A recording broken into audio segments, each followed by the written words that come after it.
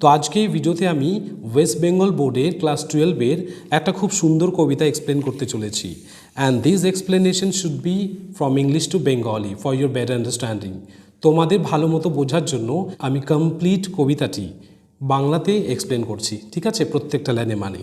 যাই হোক, before I go to the further analysis of the entire poem, I would like to tell you something about the basic knowledge or basic information about the poem or the poet. ওকে, তো complete পোয়েমটা আমরা আগের থেকে পড়ার আগে চলো একটু ব্যাকগ্রাউন্ডটাকে দেখে নিই যে অ্যাসলিপ ইন দ্য ভ্যালি পোয়েমটি কেমন কবিতা, ঠিক আছে, আর কবির কি এক্স্যাক্টলি সঠিক মেসেজটা কি রয়েছে। তো প্রথমেই বলছি asleep in the valley is an anti war poem. Okay, এটা কিন্তু একটা যুদ্ধ বিরোধী কবিতা। অ্যান্ড আর্থার র্যাম্বো মানে poet, he was a French poet. Okay, French poet, আর যে নাকি তার আর্লি লাইফে সোলজারও ছিল, কিন্তু তার মানে হি উইটনেসড ওয়ার, সে কিন্তু যুদ্ধের এক্সপিরিয়েন্সটা ফার্স্ট হ্যান্ড নিয়েছিল। And then he realised the war is not something glorious, it is destructive. It destroys the human life and especially the soldiers, young soldiers. So the war is not expected. The war is created for destruction, not creation. So the main theme of this beautiful poem is that the war is not expected. The war is not something glorious. It destroys life. It destroys life of the young soldier meaninglessly, which is the futility of war. Okay, যুদ্ধে যে ভয়াবহতা আর যুদ্ধের যে ব্যর্থতা, এটা কিন্তু কবি ভালো করে আমাদের এটা বুঝিয়ে দিয়েছে তার এই বিউটিফুল কবিতা অ্যাসলিপ ইন দ্য ভ্যালিতে। কার দ্বারা? By the representation of a young soldier who lay dead in the beautiful valley.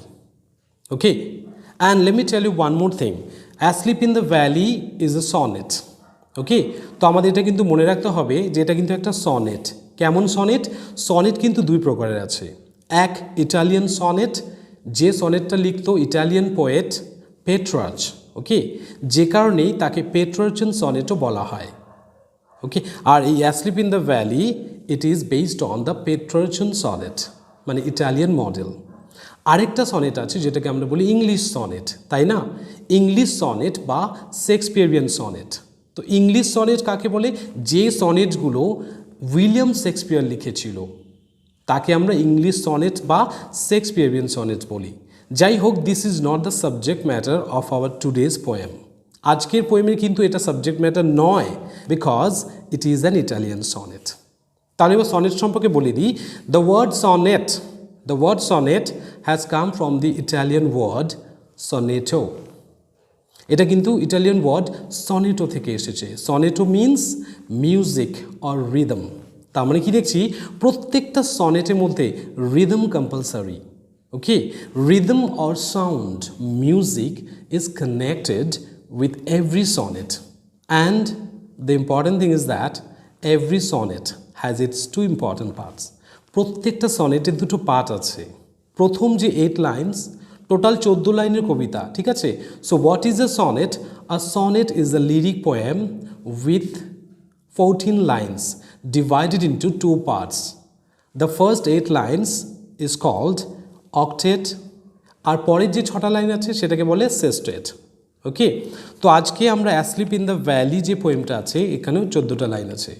তো এখানে আমরা দেখব what is the subject matter of the first 8 lines, আর পরে 6 লাইন সেই সি স্টেটের মধ্যে কবি কী মেসেজ দিয়েছে।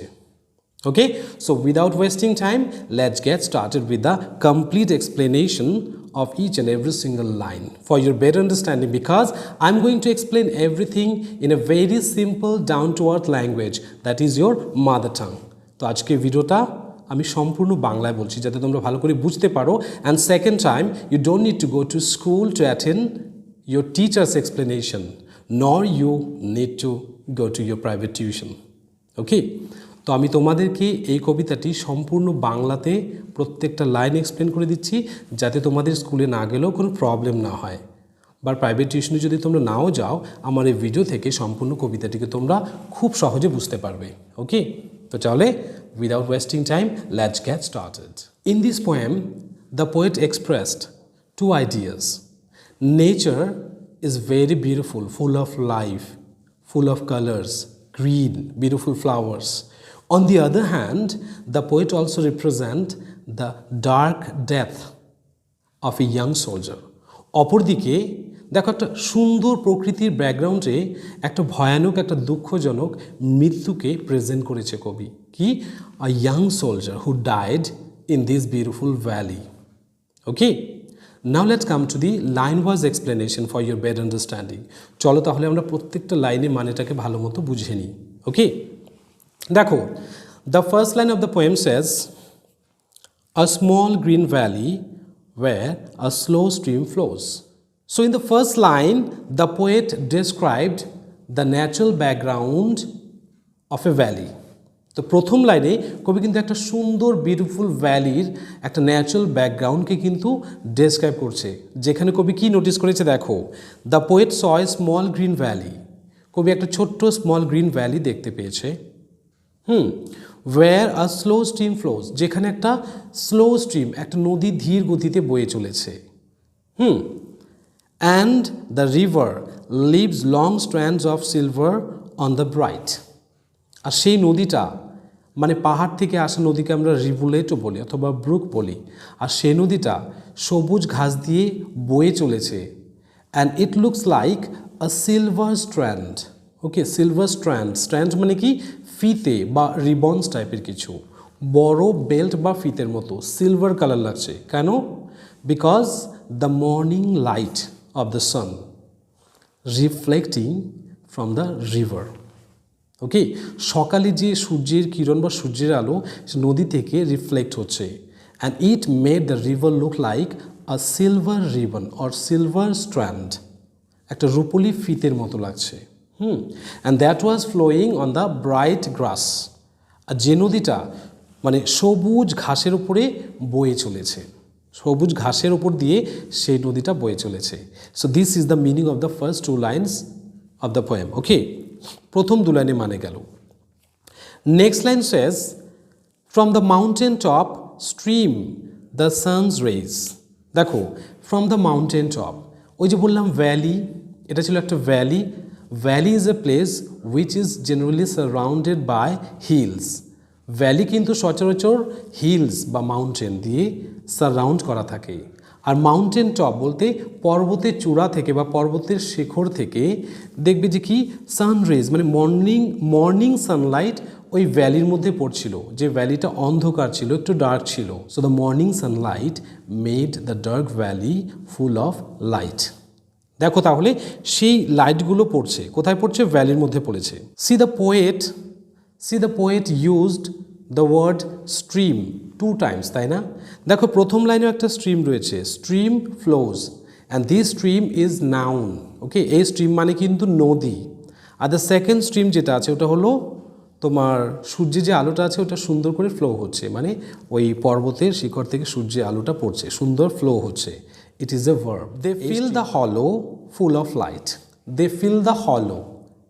They বলতে সান রেজ যে সূর্যরশ্মিগুলো ওই ভ্যালির মধ্যে পড়ছিল সেই অন্ধকার ভ্যালিকে সেটা কিন্তু মানে সানরেজ অন্ধকার ভ্যালিকে সুন্দর আলোকিত উজ্জ্বল করে দিচ্ছিল লিটারালি দ্য মিনিং হলো মানে হলো একটা ফোকর তোমরা দেখে থাকবে বড় বড় গাছের মধ্যে বিভিন্ন রকমের বড় বড় ফোকর মাঝে মাঝে দেখা যায় বিশেষ করে পুরনো যে গাছগুলো থাকে না সেই গাছের মধ্যে দেখো ফাটল অথবা ছোট এরকম গর্ত দেখা যায় that is called hollow but here the poet used hollow to express the deep valley ওই ডার্ক ডিপ ভ্যালিটাকে এখানে কবি কিন্তু হলো বলেছে তোমরা কিন্তু ভেবো না এই হলো মানে ওই গাছের ফুটো ঠিক আছে so this is the meaning of the first 4 lines of the poem let's move on to the next stanza দেখি তাহলে পরের লাইনের মানেগুলো কি আছে a soldier very young lies open mouthed very simple after the poet described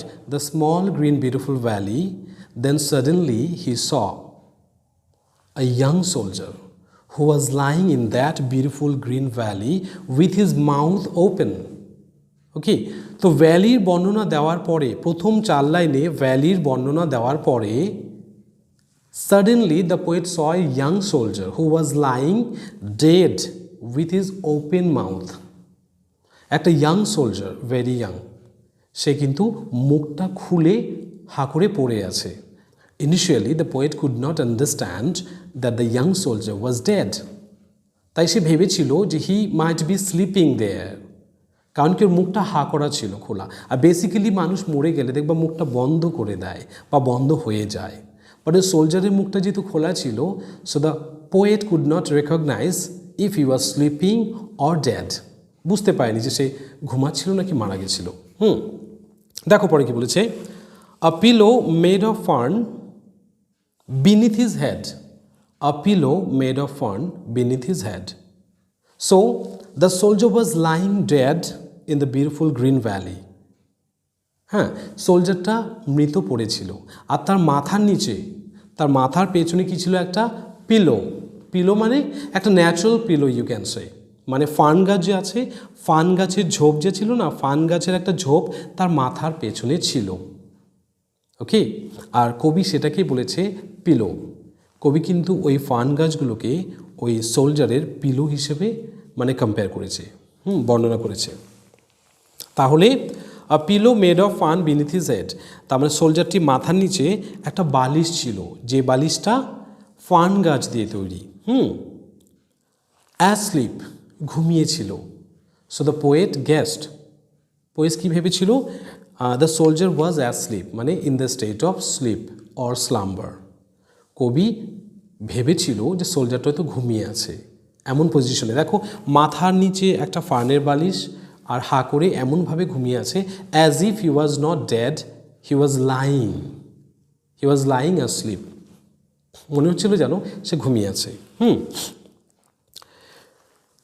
হ্যাঁ, in the heavy আন্ডারগ্রোথ। আর হ্যাঁ, আন্ডারগ্রোথ মানেটা বলে দিচ্ছি, তোমরা কিন্তু প্রত্যেকটা ওয়ার্ডের মানে নোটবুকে লিখে রাখো, পারলে একটা করে বাক্য রচনা করে দেখো। Okay, try to make a sentence with each and every single word which seems to be unknown or difficult for you. তো চলে আসি পরের লাইনে। পরের লাইনে বলেছে দেখো, pale in his warm green sunsoaked bed. Pale, pale indicates dismal condition, sad disappointments. Pale, lifeless, নিস্তেজ, যার মধ্যে প্রাণ নেই। তখন কিন্তু সে, মানে স্পেশালি ওয়েন পিপল ডাই, দেখবে যে আমাদের যে ন্যাচারাল যে স্কিন কমপ্লেকশনটা আছে ওটা কিন্তু চেঞ্জ হয়ে যায়। It becomes dark or it becomes sometimes bluish. কিসের জন্য বলো তো? ওই যে আমাদের মারা গেলে কি হয়, যে আমাদের ডিঅক্সিজেনেটেড ব্লাড ওটা তোমার বেড়ে যায়, কারণ কি আমাদের ব্রিদিং স্টপ হয়ে যায়, তাই ব্লাডে অক্সিজেনের অভাবে ওটা কালচে টাইপের হয়ে যায়। Okay, and that turns the skin colour pale. তাই পেলটা কিন্তু একটা বলতে পারো it's a symbol of death. Pale in his warm, দেখো পেল, নিজে পেল আছে, কিন্তু ওয়ার্ম গ্রিন সানসোকড বেড, কিন্তু সোলজারের বেডটা যে ছিল না, ওয়ার্ম ছিল, গরম ছিল, আর সানসোকড ছিল, মানে সূর্যের আলো, the sun rays made his undergrowth, মানে ওর পেছনে যে ঝোপটা ছিল, ঝোপঝাড়ের মধ্যে যে পড়েছিল, সেটা কিন্তু গরম ছিল। And remember one thing, warmth or temperature, it represents life. Warm কথাটা কিন্তু লাইফকে রিপ্রেজেন্ট করছে। তাই কবি গেস করছে, বিছানাটি যদি ওর গরম থাকে, as the warm is the source of life, so there is a possibility that the soldier will wake up. Okay, যেহেতু তার বিছানাটি গরম, আর সূর্যের সে ক্ষমতা আছে to give life to the lifeless things or living creatures who seems to be dead. যে প্রাণীটাকে দেখে মৃত মনে হয় বা খুবই সিরিয়াস, প্রকৃতির সংস্পর্শে যদি আসে, স্পেশালি সূর্যের আলোর সংস্পর্শে যদি আসে, তাহলে সে কিন্তু বেঁচে যাওয়ার সম্ভাবনা থাকে তার। তাই the poet is very optimistic. তো ভাবছে যে খুবই আশাবাদী ছিল সেই সোলজারটা জেগে যাবে, বা সূর্য ওকে চেষ্টা করছে জাগিয়ে নেওয়ার জন্য, অথবা মৃত্যুর পথ থেকে বাঁচিয়ে আনার জন্য। তো যেটা বলছিলাম, warm indicates life and cold represents death. দেখবে যখন নাকি ইয়াং বেবিজরা জন্ম হয়, কখনো কখনো when the baby is very weak just after birth, the baby is put inside the incubator. দেখবা ইনকিউবেটর কি? ইনকিউবেটর হলো একটা আর্টিফিশিয়াল রুম, যে একটা কাছের আর্টিফিশিয়াল রুম থাকে যেটা বেবিকে রাখা হয় যখন নাকি বেবিটা মোটামুটি ধরো সুস্থ নয়, তাকে আর্টিফিশিয়াল টেম্পারেচার মানে একটু আর্টিফিশিয়াল টেম্পারেচার বা একটা গরম কাচের ঘরে রাখা হয়, সেটাকে বলা হয় ইনকিউবেটর। ওকে, আর এই সিস্টেমটাকে বলা হয় ইনকিউবেশন, মানে টেম্পারেচার যেখানে আর্টিফিশিয়ালি হাই করা থাকে, কারণ টেম্পারেচার যদি ঠিক থাকে then the small baby will survive, আর যদি ঠান্ডা হয়ে যায় the baby may catch cold, মানে ডেথ। তো ঠান্ডাকে কিন্তু মৃত্যুর সঙ্গে কবি তুলনা করেছে। দেখো পরের লাইনটা চলে আসি, his feet among the flowers, his feet were among the flowers. কবি বলেছে সোলজারটির পা দুটো কিন্তু আবার ফুলের মধ্যে ছিল। দেখো দিস ইজ ভেরি সিম্বলিক, কারণ কি when the soldier died there was no one nearby, none of his relatives.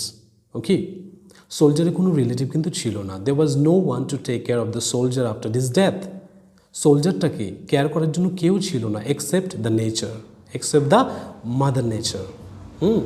তো প্রকৃতিকে আমরা মার সঙ্গে তুলনা করি, তার মানে the mother nature takes care of all the living creatures in this beautiful planet earth. এর জন্য ফুলগুলো কি করছে? ফুলের মধ্যে সোলজারের পাগুলো ছিল। And this flower also resembles the last tribute. Okay, মানুষ মারা গেলে দেখবে যে ফুল দিয়ে তাকে শ্রদ্ধাঞ্জলি দেওয়া হয়, তাই না? কিন্তু যেহেতু ওখানে সোলজারের কেউ ছিল না, সোলজারটা একা ছিল, তাই নেচার ফুল প্রোভাইড করেছে, মানে তার পা দুটো কোথায় ছিল? ফুলের মধ্যে ছিল। এটাও কিন্তু নেচার একটা সিম্বলাইজ করছে যে প্রকৃতি ওর খেয়াল রাখছে, প্রকৃতি ওর কেয়ার করছে, মানুষ নেই সেখানে তাকে শ্রদ্ধাঞ্জলি দেওয়ার জন্য, তাই প্রকৃতি সেই ফুল দিয়ে তাকে শ্রদ্ধাঞ্জলি জানাচ্ছে। This is very beautiful explanation, তাই না? আর এর জন্যই এই কবিতাটা আমার এত ভালো লাগে না, how beautifully Arthur Rimbaud represented his concept or his ideas or the theme of this poem. কত সুন্দর করে আলোচনা করেছে না? দেখো it varies from teachers to teachers, প্রত্যেকটা টিচার এক একভাবে এক্সপ্লেন করে। তাদের মধ্যে যেটা সব থেকে ভালো লাগে আমরা সেটাই বেশি বুঝি বা ক্লিয়ার হয় যে কবিতাটির মানে কি। এনিওয়ে দেখো পরের লাইনে চলে আসি, নাহলে ভিডিওটা অনেক বড় হয়ে যাবে। See in the next line, he smile. সোলজারটা এমনভাবে হা করে পড়ে আছে না, as if he was smiling, মনে হচ্ছিল যেন সোলজারটা হাসছিল। ওকে, এমনভাবে পড়েছিল মুখ খুলে যে মনে হচ্ছিল সে হাসছিল। And he smile is like an infants, আর the smile of the soldier it look like an infant, means a baby, young baby was smiling. It was innocent smile, এটা ছিল একটা নিষ্পাপ হাসি যেখানে কোনো কারণ নেই। ওকে, দেখো পরেরটা বলেছে জেন্টাল উইদাউট গাইল, জেন্টাল নম্র ভদ্র সভ্য হাসি, ইনোসেন্ট হাসি। মানে দেখবে যে আমরা যে হাসি না, actually sometimes when we smile there is a reason, right? আমরা যখন হাসি একটা কারণ থাকে কিন্তু, আর কারণ ছাড়া যদি কেউ হাসে তাকে কিন্তু আমরা পাগল বলি, তাই না? বা যারা গার্লস তাদেরকে পাগলি বলি। তাই এখানে বলেছে the soldier smile was not the smile for any reason, it was innocent just like a baby smile, তাই না? একটা বেবি স্মাইল কিন্তু সবসময় খুব সুন্দর হয়। সে বেবিটা যদি ওয়েস্ট ইন্ডিজেরও হয়, কালো কুচকুচে, অথবা যদি ব্রিটিশ একবারে ধবধবা সাদা, যেমনই বেবিটা হোক না, বেবি যেমনই হোক না কেন, ওয়েস্ট ইন্ডিজ হোক বা ব্রিটিশ হোক, their smiles are always beautiful, it adds beauty to their face, তাই না? দেখবা বেবিরা যখন হাসে না খুব সুন্দর লাগে, সেই বেবিটা কালো হোক বা ফর্সা হোক, যেমনই হোক না কেন, মানে ব্ল্যাক বিউটি বলে। হ্যাঁ, ওই সাউথ আফ্রিকা বা আফ্রিকাতে মানে ব্ল্যাক উইমেনদের, ব্ল্যাক মডেলদের ব্ল্যাক বিউটি বলে। এনিওয়ে, সো সোলজারের স্মাইলটাও ছিল ঠিক ছোট্ট ইনোসেন্ট বেবির মতো, উইদাউট এনি রিজন, তাই না? আমরা কিন্তু কারণে হাসি, কিন্তু বেবিজরা কোনো কারণ খোঁজে না, they just simply give an innocent smile whatever they see in front of their eyes. Okay, তো সোলজারের হাসিটাও কোনো কারণ ছাড়া ছিল, কোনো দুষ্টুমি বা শয়তানি ছিল না, ওটাই আর কি। পরের লাইন, দেখো নেক্সট লাইনে বলেছে nature keep him warm, nature. So is an introduction, তাই না? কথাটি কি বোঝায়? আমরা কখন ফিল করি? when we feel sad, disappointed or when we feel pain, তাই না? আমরা যখন কষ্ট পাই, দুঃখ পাই, বা আমাদের মনটা যখন হঠাৎ করে কোনো কিছু দেখে স্যাড হয়ে যায়, তখনই কিন্তু আমরা বলি, তাই না? লোকটা মারা গেল, কত ভালো ছিল উনি, বলি তো। তো is the symbol of sadness, disappointments. তো এটা বলেছে nature keep him warm. Now the poet is requesting the nature because the poet knows the nature has the power to rejuvenate the dead soldier. Okay? কবি কিন্তু বিশ্বাস করছে যে একমাত্র যদি কেউ এই সোলজারটাকে বাঁচাতে পারে তার ঘুমন্ত অবস্থা থেকে বা তার মৃত্যু থেকে, সেটা হলো একমাত্র প্রকৃতি। Because we get life from nature and then when we die we go back to the nature. আমরা যখন জন্ম হই তখন কিন্তু প্রকৃতি থেকে আমাদের উপাদানগুলো আসে, যেমন ডিএনএ, তাই না? Deoxyribonucleic acid, and the acid is the part of the nature. And when we die then everybody cries, তাই না? আর যখন মারা যাই we go back to the nature, আমরা প্রকৃতির কাছে চলে যাই। যেমন ভগবান কথাটি দেখো, ভগবান, ভ মানে ভূমি, গ মানে গগন, বা মানে বায়ু, আর ন মানে নীর মানে জল।